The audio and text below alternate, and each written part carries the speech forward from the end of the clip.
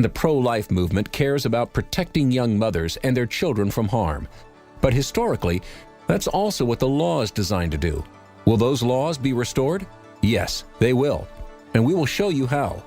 On this edition of Life Matters, Brian Johnston has served in many capacities while advocating for innocent lives. As the Western Director of the National Right to Life Committee, as California Commissioner on Aging, as Chairman of the California Pro-Life Council, on the board of the National Legal Center for the Medically Dependent and Disabled. And now here's our host, Brian Johnston. Hello and welcome back to Life Matters. We're your program on the right to life, on the culture that we live in, and on the very real battle of ideas. And my friends, you are in a battle. Many of you now are seeing the fog of war, and there's a lot of confusion. You can't see with clarity what exactly is happening. And I have to tell you, there's a lot happening. Many people are upset, and they shouldn't be, but they're upset at former President Trump because he said he's going to let the states decide, and they're upset. Other people have said, no, there must be a 15-week national limit. Is that our decision? Is that right? Other people, like former Vice President Pence, religiously says, no, that what Donald Trump is doing is wrong. Is it? We're going to talk about very specific elements of this battle and why you must cut through and understand with clarity what this battle is about. We're going to talk about the specifics of those policies, but more importantly, we're going to talk about the foundation first. If you are pro-life, that's very, very good. But you need to know why. You need to know what the very foundational principles are. We know that the phrase right to life came from our founding documents. It comes from the idea that we have a creator who has endowed us with certain inalienable rights, and among these are the right to be alive. Now, the question is, these principles of natural law, that's right, the founders go on to say that the laws of nature, and nature's God, dictates there is a just law and a just form of government that we can pursue, and they wanted to pursue a more just government to establish justice and ensure domestic tranquility. So we want to talk about the foundation of the right to life. If you are pro-life, I have nothing but compliments for you, because of course that means you recognize there is a higher law. But I want to talk to you today about what is that law. You know that there's such things as civil law and criminal law, but they have very specific attributes. Natural law, as a philosophical and cultural proposition, has very specific rules and regulations. Do you know them? Have you studied natural law? Have you taken the time?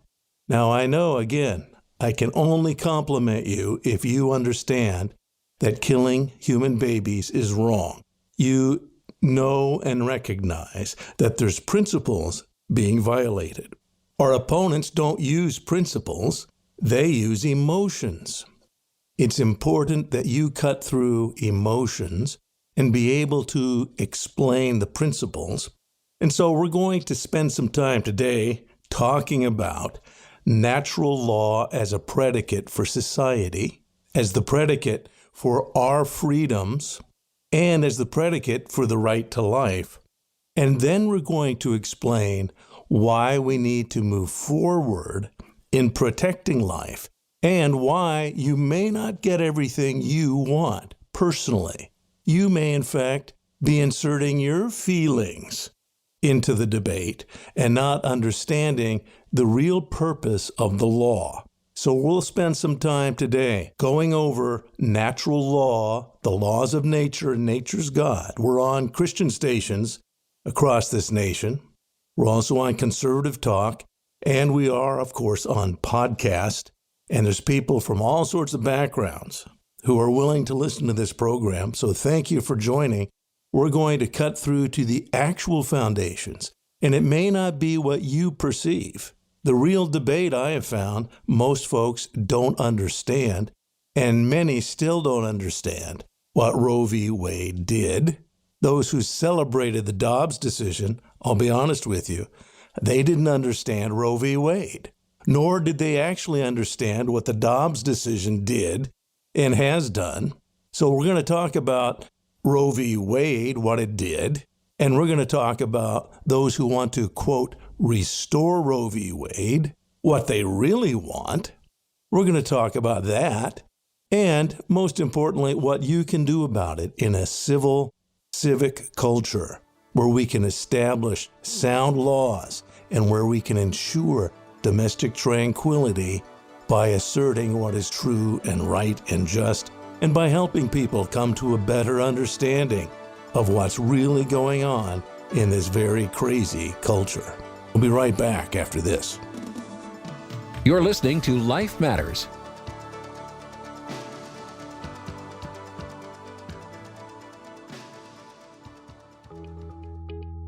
Hi, I'm Kevin Sorbo, and I was very excited when I heard about LifeFest Film Festival. LifeFest is the film festival dedicated to showcasing films that affirm the intrinsic worth of innocent human life and the profound significance of each life. I know one of your prizes is the Capra Award, awarded to that production that best reflects Frank Capra's thematic ideal. One seemingly insignificant person can in fact change the whole world in which he or she lives. That one singular life ends up being of vital importance. I'm so glad to hear that you are cherishing that in this film festival and are committed to artfully and creatively protect the lives of those who can't possibly promote themselves. They are dependent on the love and goodwill of people like you to speak on their behalf. Well done. Find out about the exciting cultural change impacting Hollywood. Go to lifefilmfest.com. And now back to more Life Matters with Brian Johnston. Welcome back to Life Matters. We're talking about natural law. It's the predicate for the right to life. We're going to go into details about some of the right to life laws that are being debated today, about which many people are confused. So we're going to try to bring clarity by going to the foundational predicate, the premise on which we build our nation, on which we build our laws. If you'd like, those who have listened to Life Matters, many of you listen on any podcast platform. And if you go back to episode 304 from the middle of last year, we talk about natural law versus religious predilection. And I have to tell you, most of the pro-lifers that I know base their pro-life position on their religious predilection. But it's critical to understand that all of America's founders had religious predilections, and they were willing to set those personal predilections aside in order to have a common foundational law, which was predicated on natural law. I want to remind you that many colonies had different religious backgrounds. And you're probably aware of that. That some of the most common, of course, were Anglicans from the Church of England, but with the Puritans and with the various folks, the Congregationalists of Massachusetts and others. And then, of course, in the 1630s, Roger Williams broke away. He had been a member of the Church of England, and he went off and started his own colony in Rhode Island in 1638. He started really the first Baptist church in America. So that's kind of the tradition that came out of Rhode Island. And all of America's founders had diverse religious backgrounds, things on which they disagreed. But they knew they had to agree on common principles that were self-evident truths. Remember, we hold these truths to be self-evident. How could they be self-evident? Because they're revealed in nature, the laws of nature, and of nature's God. And again, for the Christians who listen, I urge you to go to the book of Romans. My Roman Catholic friends who sometimes they don't read the scriptures personally as often as perhaps they should, the book of Romans is a good place to start. The book of Romans actually outlines the book itself, the principles of natural law that God has put into nature. And it says in Romans 1:20, God has revealed his invisible nature through his visible creation. So everyone is without an excuse. Everyone knows in their conscience that there is a God because he has shown his perfect order through his creation. So it's very important that you understand that too. Your personal theology is transcended by the real theology of God. And you need to understand when we deal with other people in society, you must be cognizant of that you're not here to promote your personal theology, but instead that you are here to show self-evident truths, that you be apt to explain what the principles are, and that's what it says about Christians in the book of Timothy, that you be apt to explain that perhaps you can help those who've been taken captive in the futility of their mind to do the will of the devil, that you can help them understand and not be captive to those evil thoughts. And that's our job as Christians. So if you're a Christian, and again, most listening are, most of the people I know in the pro-life movement are, but there's quite a few who are not. There's, of course, also Jewish folks who in many ways I have found when they follow the Torah, they know more about the real roots of where God is coming from than a lot of Christians. And I have friends who are rabbis. I really respect a rabbi who really digs into the Torah. Why? Because that's the same God that I worship. I'm a Christian, and very often I don't go into the details of my theology, but I do, like C.S. Lewis, want to remind you that there is a common foundation that God has given all of us, and He's revealed that to all of us. So in some ways, Christianity is here to explain reality, that Christians are not simply stewards of theology, you really are the stewards of reality. So you should be apt to teach and explain to people natural law principles. And we do know, of course, that killing a human baby goes against those principles. You know that emotions are used to justify killing that baby. And we live in a time and moment where there's a lot of smoke and fog and dust, mostly emotional. But the confused principles then aren't brought to bear. Right now, we're dealing with a situation where in the state of Arizona, the U.S. Supreme Court has said the states have a right to decide. And the Arizona Supreme Court says that in 1864, a law that was passed by the state legislature then is effective because it was passed by the legislators. Now, that's significant, and it should help you understand this debate. If you've read my book, Evil Twins, Roe and Doe, How the Supreme Court Unleashed Medical Killing, then you know that the issue of slavery in 1864 and the issue of abortion are inextricably tied together, that they're the same issue. The issue is this: can you own another human being as chattel? Can you kill a human being you claim to own? Well, the British had already decided that. The British were well ahead of us, not only on the slavery issue. They ended slavery not only within their empire, but on the high seas. They ended slavery in 1804. But they also ended human abortion, and many don't know that. If you read my book, again, Evil Twins, Roe and Doe, How the Supreme Court Unleashed Medical Killing, it explains how we got our abortion laws and how they're actually tied to the laws against slavery, against owning and killing human beings. They're actually emanating from the same principles of natural law. So, 1864, Arizona law still on the books. Now people are upset. Oh, we're going backwards. We're going back in time. And there will likely be some amendments now in the state legislature that will, quote unquote, liberalize those abortion laws in Arizona. But I want to explain to you where this is going and why you need to understand this war. Because in point of fact, Roe v. Wade did not do what the media said it did. And in point of fact, many pro-lifers and yes, many Christians don't understand that it wasn't Roe v. Wade, but Doe versus Bolton, its companion decision, which is rarely, if ever, discussed. In Roe v. Wade, it specifically says that there is no unlimited right to an abortion. It also says that this is a medical decision in all of its nature, and that a woman cannot of herself She cannot of herself decide, I'm going to have an abortion when I want it and how I want it. That was prohibited under Roe.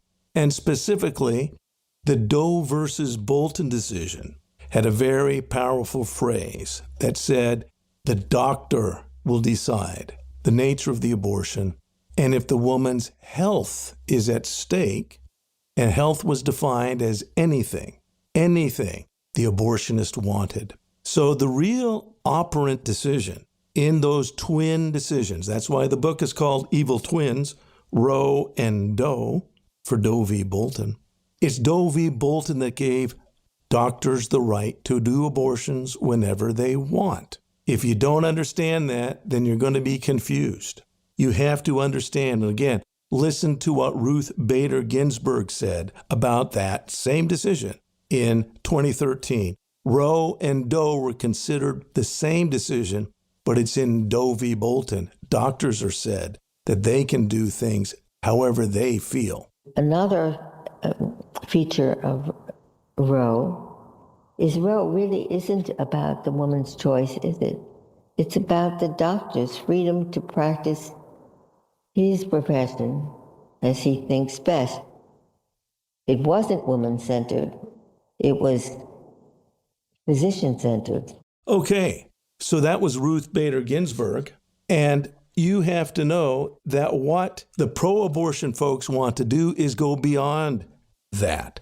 They don't even want, and this is the reason that Ruth Bader Ginsburg didn't like Roe and Doe, they don't want to have to obey medical doctors.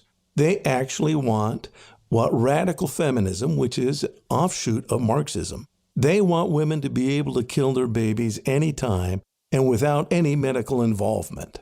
And this is critical that you understand, that they don't want a return to Roe. As you can tell, even Ruth Bader Ginsburg didn't like Roe.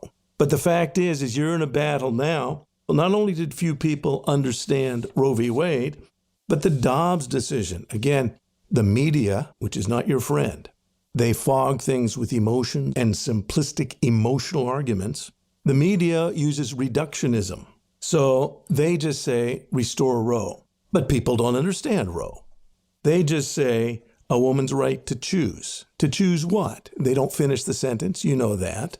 So specifics aren't really discussed. And the Dobbs decision, most people don't understand what happened in the Dobbs decision. And if you do go to our podcast, again, in episode 300, the deeper meaning of Dobbs, and we also talk about the nature of how to pass laws, what a republic is, and why the principles, the higher laws of a republic are what's at stake. We're not merely a mass movement of democracy where the majority can do whatever it wants. The majority cannot simply do whatever it wants if there are higher laws that have to be followed. And so that's the issue of what you do in a republic and how you pass laws. That's in episode 306. But again, in episode 309, we explained the real meaning of Dobbs, and that Dobbs returns this issue to the voters themselves. Dobbs did not simplistically, quote, overturn Roe. What does that word mean, overturn? Well, before 1973, babies were protected in every state. Dobbs did not protect babies. Dobbs didn't do that. So what do you mean by overturn? What does that simplistic term mean to you? And through reductionism, many people think that somehow the battle is over. Oh, Roe started it. Dobbs ended it. You're exactly wrong. And you don't understand what Roe did by having doctors kill. Please note that the Dobbs decision does not address doctors killing. It doesn't address the Hippocratic Oath at all. And yet that was the real victim of the Roe and Doe decisions. Roe v. Wade and Doe v. Bolton. Medical killing is what happens in an abortion. And that still has to be addressed. Again, go back to our various episodes. You can see in each of these episodes very specific details. Life Matters continues after this.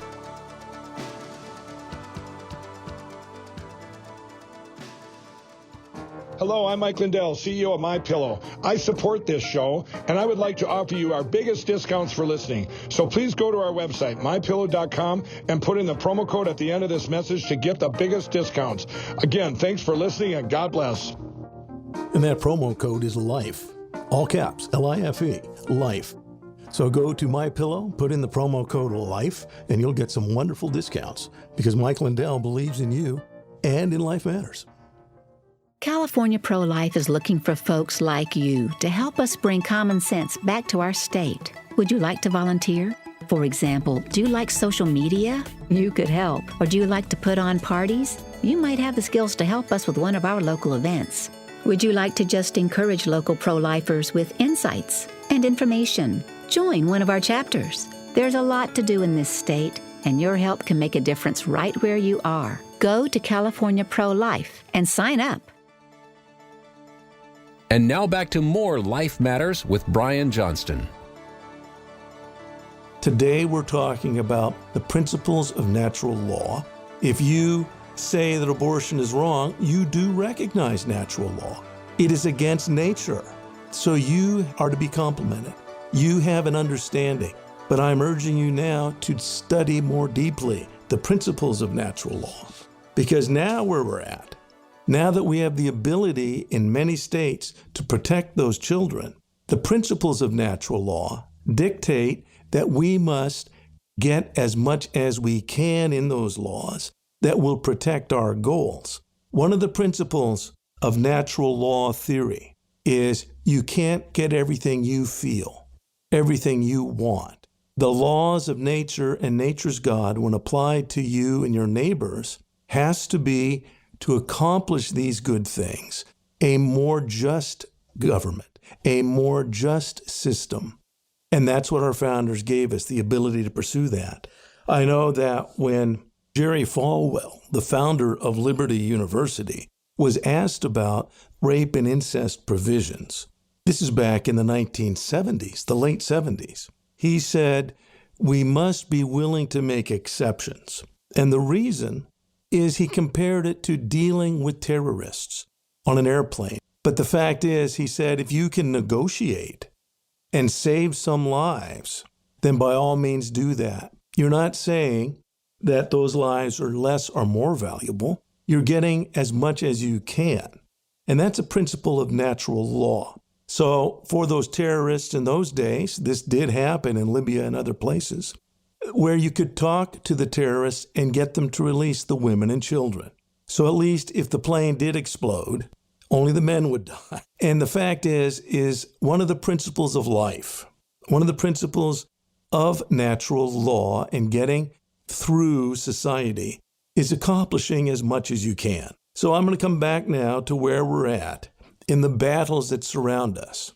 And right now, at our particular moment in history, when President Trump says, look, we want the states to be able to protect these unborn babies to the best of their ability, that's not a bad thing. And so I have to rebuke religious people here, and I do know some of them personally, religious people that are condemning Donald Trump for saying that. That's wrong. What he is doing follows the laws of nature and of nature's God. He understands the principles of natural law when it comes to civics and to government. And the question is, do you and I, have you studied to show yourself approved? Because the law does have depth. It isn't simply your emotions about how you feel. I'll have to admit, I do have emotions about babies and moms and those vulnerable mothers who are pressured into killing their babies. But this isn't about my emotions regarding them. This is about the principles to protect them. And unless you're able to understand how principles work and work to accomplish those principles, you cannot be effective. So I must say that I have to agree with the former president in his attempts to protect these lives. And I have to disagree. Another time we'll talk about specifically some of the religious problems that, again, many of us pro-lifers fall into and how to prevent that from happening. But I want to assure you that in all the confusion, in the fog of war that is raging right now regarding the policies of the right to life, don't allow your personal theology to be supreme. If you would like to see babies protected by the law, then you respect natural law. I am urging you to study it more deeply. I am urging you to do what America's founders did. They committed themselves to those principles of natural law. Alexander Hamilton, he's just one of many, many of the founders who said that natural law is binding all over the globe, in all countries, and at all times. No human laws are of any validity if contrary to this. That was Alexander Hamilton. He actually quoted from Blackstone, a very famous British lawyer and writer on the principles of the law. But all of our founders, John Jay, the first Chief Justice, he said, the natural law was given by the sovereign of the universe to all mankind. So if you believe that and you want to follow the principles of natural law, study them more deeply, because what you do with natural law principles, it's what you do in your home. It's what you do in day-to-day life. The laws of nature apply then. And in day-to-day life, if you're guiding your children, if you're outlining principles with your neighbor about where the fence line should go, you want to be as reasonable as possible. As much as they can understand, you want to accomplish, and you want to be open to what they're saying. So using reason is critical. I have had some Christians oppose that idea, but you haven't been reading your scriptures then. Because God in Isaiah says, come, let us reason together. God has given you the ability to use your reason. We need to use it in day-to-day life. And in particular, we need to use it if we're going to protect the innocent who need those laws. So I want to remind you that there's going to be a lot more debates before this is over. There's a lot more work to do. So you must understand the principles of how that law operates. Again, I want to congratulate former President Trump. I believe he is being very wise at this point in time. So make sure that you're able to explain these principles to those around you. Make sure you're able to explain that if you're pro-life in this fog of cultural ideas, that you're able to cut through that fog and you're asking, will the law protect that child at any time? Can it please protect that child at some time? If you want to protect that child at some point, you've taken a pro-life position. Please strengthen that position in others. Explain to them that you're being reasonable. Explain to them the development of life in the womb. The facts are on our side, and facts are terrible things to waste. Learn more about everything in today's show online at lifematters.life, where you'll find all the resources you need to protect life. Life Matters is a production of the California Pro-Life Council.